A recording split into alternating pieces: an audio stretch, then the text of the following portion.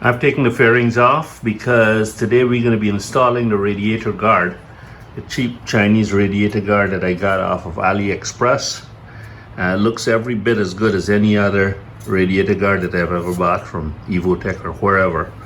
And but to install that, you need to take the fairings off because you need to get to the bolts underneath that plastic piece there. So you've got to take that off, release it, and install the radiator guard. So we'll do that.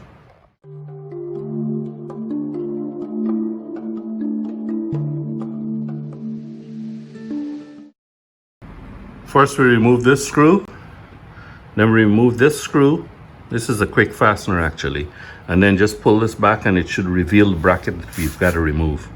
Actually, not only this screw here, but I removed this screw and I removed this little push pop rivet here to enable this whole piece here to come out a bit more so that I can get to remove this piece here. It has a screw here and a screw up here, right behind here, there, that I'll have to use some Allen keys to get off. But it should be easy once I've got that off. Then I just put the radiator guard in front here and screw the screws back on. With both sides loose, now I've got to go and install these foam pads. So I'm gonna go ahead to the bench and put these on. I've got lots and lots of this double-sided foam thing here.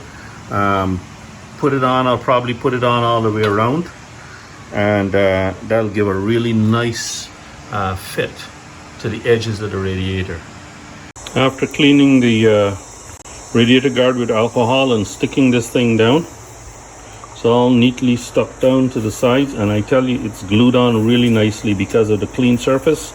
This is gonna do a great job. It's not gonna come off. The hardest part of installing this radiator guard is in putting this bracket back, because you've got that foam pad here that you've got to compress a bit to get these holes to line up with the holes in the radiator end.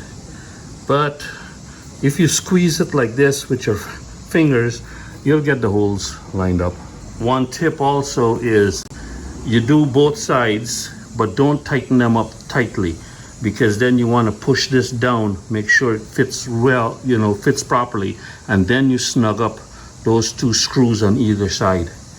After fighting with one of those bolts, it's all installed now, and yeah, nice fit, very good purchase. For the price, it can't be beat. Lots of value for money, just like this whole bike is lots of value for money. There's no name there, and I don't care about that. Now it's just a matter of putting the side fairings back on, and that's an easy job.